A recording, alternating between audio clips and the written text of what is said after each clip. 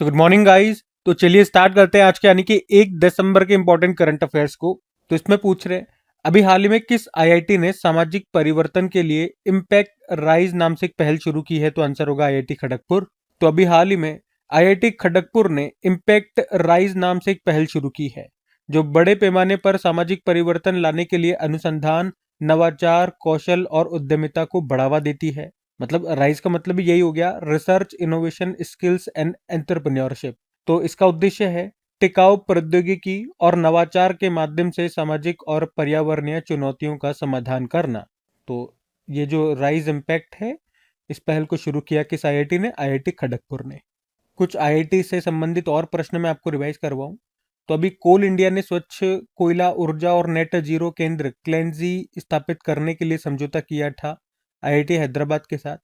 इसरो अंतरिक्ष अनुप्रयोगों space application के लिए स्वदेशी सेमीकंडक्टर चिप आईरिस को विकसित करेगा आईआईटी मद्रास के साथ मिलकर के। और किस आईआईटी में टेक कृति 2025 का आयोजन किया गया? आईआईटी कानपुर। ये एक टेक्निकल फेस्टिवल है। आईआईएम अहमदाबाद ने अपना पहला अंतर्राष्ट्रीय परिसर खोला दुबई में। भारत का पहला 3D प्रिंटेड सैन्य बंकर कहाँ पर बनाया गया? लद्दाख में, आईआईटी हैदराबाद की मदद से। दिल्ली सरकार ने किसके सहयोग से वायु प्रदूषण को कम करने के लिए क्लाउड सीडिंग की घोषणा की थी? आईआईटी कानपुर। भारत का पहला स्वदेशी एआई मॉडल भारत जैन को डेवलप किया गया आईआईटी बॉम्बे में। और ड्रम एप्लीकेशन को आईआईटी खड़गपुर ने ही बनाया था। आईआईटी गुवाहाटी के शोधकर्ताओं ने मशरूम के कचरे और प्राकृतिक एंजाइम लैकेज से बनी एक नई वेस्ट वाटर ट्रीटमेंट भीमा तकनीक को विकसित किया। और क्यूएस वर्ल्ड यूनिवर्सिटी रैंकिंग 2026 में टॉप पे रहा एमआईटी जो अमेरिका का है, और भारत में टॉप पे रहा आईआईटी दिल्ली जो पूरी लिस्ट में 123वें स्थान पे रहा। आईआईटी मद्रास के शोधकर्ताओं ने कृषि अपशिष्ट से पैकेजिंग सामग्री का निर्माण किया। और याद रखना कि अगर पूछे अभी भारतीय डाक ने जेन जी थीम पर आधारित अपना पहला डाकघर कहाँ पर खोला? आईआईटी दिल्ली में। और अभी एनआईआरएफ 2025 की समग्र श्रेणी में टॉप पर रहा था आईआईटी मद्रास। और स्तन कैंसर का समय रहते पता लगाने के लिए आईआईटी मद्रास ने भारत का पहला कैंसर जीनोम एटलस भी लॉन्च किया है। और अगर पूछना, ये प्रश्न आता है एग्जाम में कि भारत का पहला स्वदेशी माइक्रो प्रोसेसर का नाम है शक्ति, इसको बनाया था आईआईटी मद्रास ने ही। तो ये आईआईटी से बनने वाले सारे प्रश्न हैं, ध्यान में रखना। अगला प्रश्न देखते हैं। फिर अगले में पूछ रहे हैं हाल ही में भारत के पहले प्राइवेट तौर पर विकसित कमर्शियल ऑर्बिटल रॉकेट का नाम क्या है जिसे अभी प्रधानमंत्री नरेंद्र मोदी ने लॉन्च किया? तो आंसर होगा विक्रम 1। तो अभी प्रधानमंत्री नरेंद्र मोदी ने भारत के पहले प्राइवेट ऑर्बिटल रॉकेट विक्रम 1 को लॉन्च किया है। इसका निर्माण किया स्काईरूट एरोस्पेस कंपनी जो हैदराबाद की है उसने। और ये अपने साथ 300 किलोग्राम सैटेलाइट को ले जाने में सक्षम है। इसके अलावा मोदी जी ने हैदराबाद में ही कंपनी के एक नए इन्फिनिटी कैंपस का भी उद्घाटन किया। यहाँ पे एक बात नोट करना कि ये जो कंपनी है स्काई रूट, इसने इससे पहले नवंबर 2022 में विक्रम एस लॉन्च किया था जो कि भारत का पहला निजी तौर पर विकसित सब ऑर्बिटल रॉकेट था। यानी ये 100 किलोमीटर ऊपर गया था पर पृथ्वी की कक्षा के बाहर ये प्रवेश नहीं कर पाया था। पर अब ये जो विक्रम 1 है, ये भारत का पहला प्राइवेट ऑर्बिटल रॉकेट है। ये पृथ्वी की कक्षा से बाहर प्रवेश भी करेगा और अपने साथ 300 किलोग्राम का सैटेलाइट भी लेकर के जाएगा। और स्काई रूट से ही आपको बता दूं, इसने 2021 में भारत के पहले प्राइवेट तौर पर बने क्रायोजेनिक इंजन धवन 1 का भी टेस्ट फायर किया था। और स्काई रूट एरोस्पेस कंपनी, इसकी स्थापना होती है 2018 में, हेडक्वार्टर हैदराबाद। स्थापना की थी पवन चंदना और भरत डाका ने। अच्छा, इसी तरह से कुछ और प्रश्न मैं आपको करवाता हूँ, प्राइवेट स्पेस कंपनियों से संबंधित है। जैसे कि भारत का पहला हाइब्रिड रॉकेट ये कहाँ से लॉन्च किया गया? तमिलनाडु के चेंगलपट्टू के पट्टीपुल्लम गांव से। और जो भारत का पहला प्राइवेट रॉकेट लॉन्च हुआ था उसका नाम क्या है? विक्रम 1 है। इसको बनाया स्काई रूट कंपनी ने, मैंने अभी आपको पढ़ाया भी है। भारत का पहला निजी लॉन्च पैड किसने स्थापित किया? तो आंसर होगा अग्निकुल कॉस्मोस कंपनी ने। कहाँ से? श्रीहरिकोटा के सतीश धवन अंतरिक्ष केंद्र में, जो इसरो का परिसर है वहीं से। अग्निकुल कॉस्मोस ने ही चेन्नई में भारत का पहला निजी रॉकेट इंजन कारखाना खोला। भारत का पहला निजी तौर पर क्रायोजेनिक रॉकेट इंजन का परीक्षण किया स्काईरूट कंपनी ने ही, जिसका नाम धवन 1 रखा। और दुनिया का पहला 3D printed space rocket engine है अग्नि बाण, इसको भी अग्निकुल ने ही बनाया है। भारत का पहला निजी उपग्रह तारामंडल लॉन्च करने वाली पहली भारतीय अंतरिक्ष स्टार्टअप कंपनी बन गई है पिक्सेल। और दुनिया का पहला वाणिज्यिक अंतरिक्ष निगरानी उपग्रह स्कॉट, इसको लॉन्च किया किसने? एक अंतरिक्ष स्टार्टअप है दिगंतारा बंगलुरु की, उसने। और भारत का पहला निजी सुपरसोनिक रैमजेट इंजन है तेज, इसको किसने लॉन्च किया? हाइप्रिक्स ने। ये बंगलुरु का एक डिफेंस स्टार्टअप है। और भारत का पहला सोचने वाला उपग्रह किसने लॉन्च करने की घोषणा की? Take me to space Hyderabad की कंपनी है। उसके अलावा अभी ध्रुव स्पेस, ये प्राइवेट स्पेस कंपनी है जिसका मुख्यालय हैदराबाद में है। और ये स्पेस एक्स के फॉल्कन 9 रॉकेट के जरिए अपना पहला वाणिज्यिक उपग्रह मिशन लॉन्च करेगा, जिसका नाम है लीप 1। ठीक है, तो ये सब ध्यान में रखना। अगला प्रश्न देखते हैं। फिर अगले में पूछ रहे हैं, हाल ही में 44वें भारत अंतर्राष्ट्रीय व्यापार मेले 2025 का आयोजन कहां पर किया गया? तो आंसर होगा नई दिल्ली में। तो इंडिया इंटरनेशनल ट्रेड फेयर 2025, इसका भी 44वां संस्करण हुआ 14 से लेकर 27 नवंबर तक। कहाँ पे? नई दिल्ली में भारत मंडपम में आयोजन हुआ। थीम है एक भारत श्रेष्ठ भारत। इसमें भागीदार राज्य यानी कि पार्टनर स्टेट है उत्तर प्रदेश, राजस्थान, महाराष्ट्र, बिहार। और फोकस स्टेट ये है झारखंड। तो याद रखना, अभी ये 44वां भारत अंतर्राष्ट्रीय व्यापार मेले का आयोजन ये हुआ नई दिल्ली में। कुछ और मेलों का मैं आपको रिवाइज करवाता हूँ। जैसे अंतर्राष्ट्रीय सूरज कुंड मेला आयोजन हुआ हरियाणा फरीदाबाद में। सरस मेला जम्मू कश्मीर में। गंगा सागर मेला पश्चिम बंगाल। माघी मेला पंजाब। माघ मेला प्रयागराज। झिंगा मेला पंजाब। लक्की मेला राजस्थान के सीकर में। गोल मेला जगन्नाथ मंदिर उधमपुर जम्मू कश्मीर। श्रावणी मेला देवघर झारखंड। हेमिस गोम्पा मेला लद्दाख। अंबुबाची मेला असम। मेदराम जात्रा मेला तेलंगाना, ये कुंभ के बाद दूसरा सबसे बड़ा मेला है। और कुंभ मेला 4 जगह पे लगता है, हरिद्वार, प्रयागराज, उज्जैन और नासिक। पुष्कर मेला राजस्थान। नौचंडी मेला मेरठ। सोनपुरी मवेशी मेला बिहार। परशुराम कुंड मेला अरुणाचल प्रदेश। पूसा कृषि विज्ञान मेला अभी आयोजन हुआ नई दिल्ली में। माधवपुर मेला गुजरात। और 27वां सरस आजीविका मेले का आयोजन भी हुआ था नई दिल्ली में। ठीक है, तो ये सारे मेले हैं, ध्यान में रखना। अगला प्रश्न देखते हैं। फिर अगले में पूछ रहे, हाल ही में 2025 लोक नायक फाउंडेशन साहित्य पुरस्कार के लिए किसे चुना गया? तो आंसर होगा वेलामाला सिमन्ना। तो अभी 2025 के लोक नायक फाउंडेशन साहित्य पुरस्कार के लिए वेलामाला सिमन्ना को चुना गया है। वे एक तेलुगु लेखिका हैं, तो उन्हें तेलुगु साहित्य में उनके बहुमूल्य योगदान के लिए ये सम्मान दिया गया। और इस सम्मान में जो पुरस्कार राशि दी गई है वो है 2 लाख रुपए। तो इनका नाम ध्यान में रखना। 2025 का लोक नायक फाउंडेशन साहित्य पुरस्कार इनको मिला। ऑप्शंस से देखो पहले, ये मिशेल बैचलेट, अभी इंदिरा गांधी शांति पुरस्कार इनको मिला था। चलो इनके बारे में आप मुझे बता दो, ये किस देश की पहली महिला राष्ट्रपति रह चुकी है? और इनको भी इंदिरा गांधी शांति पुरस्कार दिया गया। बाकी डेविड सजेले की बात करें, बुकर पुरस्कार 2025 इन्होंने जीता है, इनके नोवेल का नाम बताना है। और अंतरराष्ट्रीय बुकर पुरस्कार किसने जीता, ये भी प्रश्न बताओ, इस प्रश्न का भी उत्तर दो। और मोहनलाल, अभी दादा साहब फाल्के अवार्ड 2023 इनको दिया गया। इतना ही नहीं, कुछ और अवार्ड्स भी मैं आपको रिवाइज कराता हूँ। जैसे कि देखो, अभी लता दीनानाथ मंगेशकर पुरस्कार 2025 दिया गया कुमार मंगलम बिरला को। मधुसूदन साई को मानवीय प्रयासों के लिए फिजी देश का सर्वोच्च सम्मान मिला, companion of the order of Fiji. 72वां मिस इंडिया फेस्टिवल में अभी प्रतिष्ठित मानवतावादी पुरस्कार दिया गया सोनू सूद को।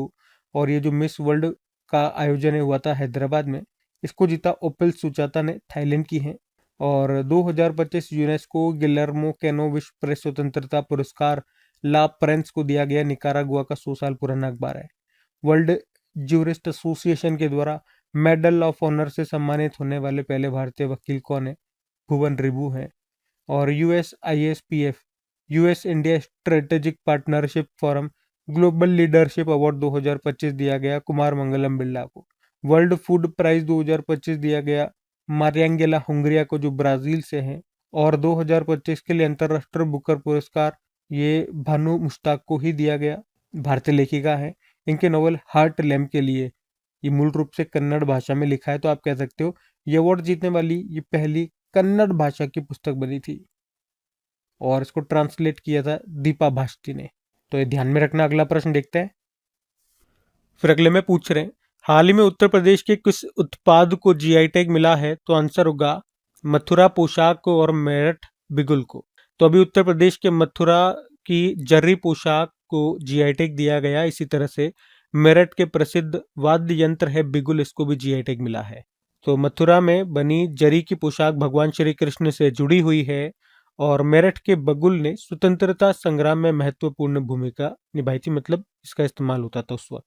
और इस तरह से आप यूं भी कह सकते हो कि उत्तर प्रदेश सबसे ज्यादा जीआई टैग के मामले में उत्तर प्रदेश नंबर 1 पर है, फिर तमिलनाडु का नंबर आता है। तो जीआई का मतलब होता है ज्योग्राफिकल इंडिकेशन। अधिनियम में 1999 का लागू हुआ 2003 में। पहली बार दिया गया था 2004-5 में दार्जिलिंग टी को, जो कि पश्चिम बंगाल की है। कितने सालों के लिए वैलिड रहता है, मतलब जब भी किसी प्रोडक्ट को जीआई टैग देते हैं तो 10 सालों के लिए वैलिड रहता है, उसके बाद फिर से आपको रिन्यू कराना पड़ेगा। अब आप भी काम करना, अभी 10-15 दिन के अंदर अंदर जो भी 2-3 जीआई टैग हमने और पढ़े हैं उनको आप कमेंट बॉक्स में टाइप कीजिएगा और बताइएगा कि अभी किन किन प्रोडक्ट को, किन किन राज्य के प्रोडक्ट से जिनको भी जीआई टैग मिला है। हम अगला प्रश्न देखते हैं। फिर अगले में पूछ रहे हैं, हाल ही में राष्ट्रीय अंगदान दिवस कब मनाया गया? तो आंसर होगा 27 नवंबर को। तो हर साल भारत में 27 नवंबर को नेशनल ऑर्गन डोनेशन डे के रूप में मनाया जाता है। मनाने का उद्देश्य लोगों को अंगदान के लिए प्रोत्साहित करना। पहली बार 2010 में मनाया गया था। एक वर्ल्ड ऑर्गन डोनेशन डे भी होता है, वो 13 अगस्त को होता है, याद रखना। उसकी थीम क्या रही थी? Answering the call. इस बार की थीम थी आंसरिंग द कॉल। अब डे वाला प्रश्न है। बाकी चलो नवंबर में एक बार फिर से मैं आपको रिवाइज कराता हूँ कौन कौन से दिवस हम मना चुके हैं। तो 1 नवंबर को वर्ल्ड वेगन डे, 3 नवंबर को अंतर्राष्ट्रीय बायोस्फीयर रिजर्व दिवस, 5 नवंबर को विश्व सुनामी जागरूकता दिवस, 7 नवंबर को राष्ट्रीय कैंसर जागरूकता दिवस, 8 नवंबर को विश्व रेडियोग्राफी दिवस और 10 नवंबर को विश्व टीकाकरण दिवस, 11 नवंबर को राष्ट्रीय शिक्षा दिवस, 12 नवंबर को विश्व निमोनिया दिवस और लोक सेवा प्रसारण दिवस, 14 नवंबर को विश्व मधुमेह दिवस वर्ल्ड डायबिटीज डे, 16 नवंबर को राष्ट्रीय प्रेस दिवस, 17 नवंबर को राष्ट्रीय मिर्गी दिवस, अंतर्राष्ट्रीय विद्यार्थी दिवस और 18 नवंबर को राष्ट्रीय प्राकृतिक चिकित्सा दिवस, 19 तारीख को वर्ल्ड टॉयलेट डे और इंटरनेशनल मेंस डे के रूप में मनाया गया।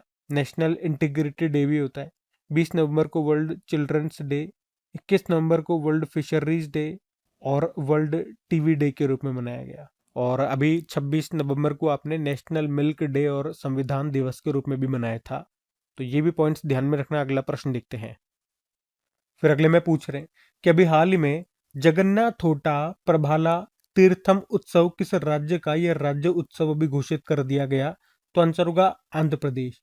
तो जगन्नाथोटा प्रभाला कीर्तम फेस्टिवल या आंध्र प्रदेश के जगन्नाथोटा कस्बे में मनाया जाता है इस फेस्टिवल को। इसे आंध्र प्रदेश ने एक स्टेट फेस्टिवल अभी घोषित कर दिया है। तो इसके बाद अब इस फेस्टिवल को पूरे राज्य में मनाया जाएगा और सम्मान इसको दिया जाएगा। एक तरह से सम्मान ही है इसको। बाकी जगन्नाथोटा प्रभाला तीर्थम उत्सव की बात करें तो ये 400 से 450 साल पुराना फेस्टिवल है और ये फेस्टिवल भगवान शिव के सम्मान में मनाया जाता है। इसे हर साल मकर संक्रांति के तीसरे दिन को मनाते हैं और इसमें भगवान शिव के 11 रूपों की झांकियां निकाली जाती है। हर गांव से एक झांकी निकाली जाती है और इन झांकियों को कपड़े, फूल, सजावट और लाइटों से सजाया जाता है। इस उत्सव को दुनिया में शांति, सुख, समृद्धि और अच्छी फसल के लिए मनाया जाता है। अच्छा, यहाँ पे जैसे कि आंध्र प्रदेश ने इसे अपना राजकीय उत्सव घोषित कर दिया। कुछ उत्सव महोत्सव में आपको कराता हूँ, फिर आंध्र प्रदेश लेकर के चलता हूँ। तो न्यूमा युलो उत्सव अरुणाचल प्रदेश में मनाया जाता है निशी जनजाति के द्वारा।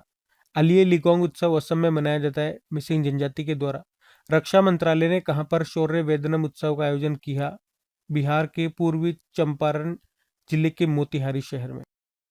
बाकी सूफी महोत्सव जहान एक खुसरो 2025 हुआ नई दिल्ली में। हेरत उत्सव जम्मू कश्मीर। चापचार कुट महोत्सव मिजोरम। शाश्वत मिथिला महोत्सव 2025 गुजरात के गांधीनगर में। होला मोहल्ला त्योहार पंजाब। अट्टुकल पोंगल महोत्सव केरल में। पोंगल उत्सव तमिलनाडु और सरहुल फेस्टिवल झारखंड आंसर होगा। बाकी चलो आंध्र प्रदेश को भी एक बार देखते हैं। ये रहा मैप में आंध्र प्रदेश। देखो, आंध्र प्रदेश की कैपिटल अमरावती हो गया। मुख्यमंत्री एन चंद्रबाबू नायडू और गवर्नर है एस अब्दुल नजीर। राजकीय पशु है काला हिरन, पक्षी है तोता, पुष्प है चमेली का वृक्ष है नीम, भाषा है तेलुगु। और यहीं पे आपको Rajiv Gandhi national park, Papikunda national park, Shri Venkateswara national park, Nagarjuna Sagar tiger reserve और करिंगा वाइल्ड लाइफ सेंचुरी मिल जाएगी। बाकी उगादी फेस्टिवल, डेक्कन फेस्टिवल, कुचिपुड़ी नृत्य महोत्सव यहाँ का क्लासिकल डांस हो गया। नागार्जुन सागर बांध मिलेगा कृष्णा नदी पर, श्रीशैलम बांध मिलेगा कृष्णा नदी पर, और पोल्लावरम बांध आपको गोदावरी पे मिलेगा। पुलिकट लेक है यहाँ पे, कोन्नेरू लेक आपको यहाँ पर मिल जाएगी आंध्र प्रदेश में ही। तो ये सब बातें ध्यान में रखना। अगला प्रश्न हम देखते हैं। फिर अगले में पूछ रहे हैं कि अभी हाल ही में भारत ने किस देश के साथ MH-60R नौसेना हेलीकॉप्टर सहायता के लिए समझौता किया? तो आंसर होगा अमेरिका। तो भारत ने अमेरिका के साथ भारतीय नौसेना के MH-60R हेलीकॉप्टरों के रखरखाव, स्पेयरिंग पार्ट्स, प्रशिक्षण और तकनीकी सहायता के लिए अभी 7,995 करोड़ रुपए का, यानी कि $950 मिलियन का भी रक्षा समझौता किया है 5 सालों के लिए। और इन हेलीकॉप्टरों को अमेरिका की लॉकहीड मार्टिन कंपनी है वो बना रही है। ये हेलीकॉप्टर सभी मौसम में उपयोग में लाए जाते हैं। कितने खरीद रहे हैं हम? 24 खरीद रहे हैं। और ये खरीदने के लिए हमने समझौता 2020 में ही कर लिया था, $2.6 बिलियन में हुआ था। और इसमें से अभी तक 3 हमें प्राप्त हो चुके हैं, बाकी है। और इन MH-60R सीओक हेलीकॉप्टर को रोमियो भी कहा जाता है, तो ये आप ध्यान में रखना। बाकी कुछ और प्रश्न देखो इसी तरह से, जैसे कि भारत के रक्षा बजट कितना रहा वित्त वर्ष 2025-26 का? 6.81 लाख करोड़ रुपए। सिग 716 असोल्ट राइफल ये भारत अमेरिका से खरीद रहा है, इसके रेंज है 500 मीटर। और AK-203 राइफल ये हम रशिया से खरीद रहे हैं, इसका निर्माण किया जा रहा है उत्तर प्रदेश के अमेठी में। और उग्रम क्या है? स्वदेशी असोल्ट राइफल से DRDO ने इसका निर्माण किया है। ब्रह्मोस मिसाइल भारत ने फिलीपींस को बेचा है, और भारत और रशिया ने दोनों ने मिलकर के इसको तैयार किया है। वशोरात क्या है? कम दूरी की एयर डिफेंस सिस्टम है। और समर 2 लंबी दूरी की एयर डिफेंस सिस्टम है। और इंडिया डिफेंस एविएशन एक्सपो इसका आयोजन हुआ था जोधपुर में, जब तरंग अभ्यास का आयोजन होता राजस्थान तमिलनाडु में, तो उसी वक्त इसका आयोजन किया गया था। High altitude anti submarine warfare sonobuoy. बाकी सेना प्रमुख ने मल्टी टारगेट एक्सप्लोजिव डिवाइस अग्नि अस्त्र को लॉन्च किया। आग उगलने वाला हथियार ड्रैगन ड्रोन किसने तैयार किया? यूक्रेन ने। बाकी C-295 परिवहन विमान है, ये हम स्पेन से खरीद रहे हैं, स्पेन की एयरबस कंपनी बना करके दे रही है। फिलीपींस के बाद इंडोनेशिया ये भारत से ब्रह्मोस खरीदेगा। और भारत ने अपने T-72 युद्धक टैंकों के लिए 1000 हॉर्स पावर के इंजन खरीदे हैं। किसे? रशिया से। रशिया की कंपनी है रोसोबोरोन एक्सपोर्ट कंपनी, उससे हम खरीद रहे हैं। ठीक है, तो ये सब ध्यान में रखना। अगला प्रश्न देखते हैं कि अभी हाल ही में केंद्रीय कैबिनेट ने rare earth magnet manufacturing scheme के लिए अभी कितने बजट को मंजूरी दी है? तो आंसर होगा 7,280 करोड़ रुपए। तो अभी भारत सरकार ने scheme to promote manufacturing of sintered rare earth permanent magnet को भी मंजूरी दे दी है।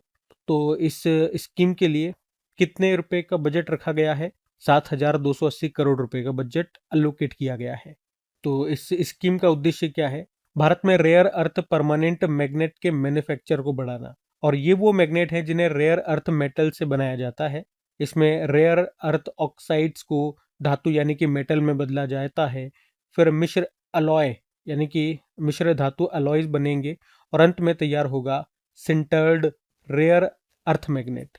यानी कि रॉ मटेरियल से हम एक मैग्नेट मैन्युफैक्चरिंग चेन बनाएंगे।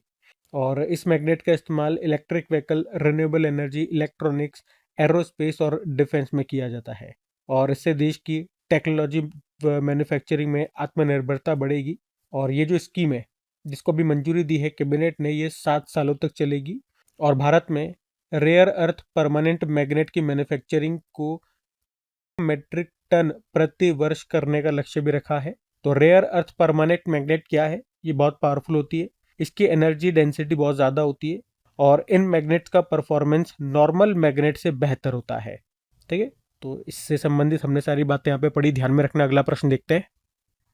फिर अगले में पूछ रहे हैं कि अभी हाल ही में 2025 समर डेफलिम्पिक्स की ओवरऑल मेडल टैली में भारत ने कुल कितने पदक जीते? तो आंसर होगा 20। तो यहाँ पे हम बात कर रहे हैं समर डेफलिम्पिक्स 2025 की। 15 से लेकर 26 नवंबर तक का इसका आयोजन हुआ। कहाँ पर हुआ? टोक्यो, जापान में। यहाँ पे भारत ने 9 गोल्ड, 7 सिल्वर और 4 ब्रॉन्ज यानी कि टोटल 20 मेडल जीते। मेडल टैली में अगर आप देखोगे तो इसमें पहले स्थान पे यूक्रेन रहा, जिसके टोटल 100 मेडल है और भारत छठवें स्थान पर रहा। डीफ ओलंपिक्स की बात करें, इन्हें पहले world games for the deaf के नाम से जाना जाता था और ये डीफ खिलाड़ियों जो सुन बोल नहीं सकते उन खिलाड़ियों के लिए सबसे बड़ा खेल आयोजन है। ये ओलंपिक्स की तरह ही विंटर और समर दोनों में होता है, 4-4 साल में होता है। पहली बार 1924 में हुआ था, जिसे हमने कहा था पेरिस समर डीफ ओलंपिक्स, मतलब पेरिस में हुआ था वो। और ऑर्गेनाइज कौन करता है? The international committee of sports for the deaf. तो ये पॉइंट भी अच्छा रहेगा ध्यान में रखना। बाकी ये थी आज की हमारी करंट अफेयर्स की क्लास। कमेंट करके जरूर बताइएगा सेशन आपको कैसा लगा। अच्छा लगा तो प्लीज वीडियो को अपने दोस्तों के साथ में स्टडी ग्रुप में शेयर जरूर कीजिएगा। वीडियो को लाइक नहीं करा तो लाइक कर देना। बाकी चलो अभी कल के करंट अफेयर्स का हम क्विक रिवीजन कर लेते हैं और सेशन एंड करते हैं। तो कल पहला प्रश्न पूछा था, इंटरपोल के नए अध्यक्ष बन गए हैं लुकास फिलिप। और भारत ने किस देश की मदद के लिए ऑपरेशन सागर बंधु शुरू किया? श्रीलंका। और प्रधानमंत्री नरेंद्र मोदी ने भगवान श्री राम की सबसे ऊंची मूर्ति का अनावरण किया गोवा में। और सुप्रीम कोर्ट ने माइनिंग को रोकने के लिए किस पहाड़ी की नई परिभाषा को मंजूरी दे दी है? अरावली पर्वत। केरल के पेरियार, बेकल, वर्कला और कई भारतीय नामों को इंटरनेशनल एस्ट्रोनॉमिकल यूनियन ने किस ग्रह के मैप को शामिल किया? तो आंसर होगा मंगल, मार्स। और अभी हाल ही में जारी एशिया पावर इंडेक्स 2025 में भारत की रैंक क्या है? तीसरे स्थान पर है। ड्रग पेडलर्स के विरुद्ध ऑपरेशन क्रिस्टल फोर्टिस ये चलाया दिल्ली ने। फिर पूछा केमिकारा ने। और फिर पूछा कि अभी लंदन में global brand of the year का पुरस्कार किसने जीता? भारतीय रम ने, केमिकारा उसका नाम है। और आखिरी प्रश्न पूछा था, यूएस रूसी क्रू 8 महीनों के मिशन के लिए अभी इंटरनेशनल स्पेस स्टेशन के लिए कहाँ से रवाना हुआ? आंसर होगा कजाकिस्तान। बाकी चलो कल का भी हम होमवर्क प्रश्न देख लेते हैं और सेशन एंड करते हैं। तो कल आपसे पूछा था कि देश की पहली ट्रांस मीडिया एंटरटेनमेंट सिटी ये कौन सी बनी है? तो आंसर होगा अमरावती, आंध्र प्रदेश। आप सभी ने प्रश्न का बिल्कुल सही उत्तर दिया। अब ये आज का आपका होमवर्क प्रश्न।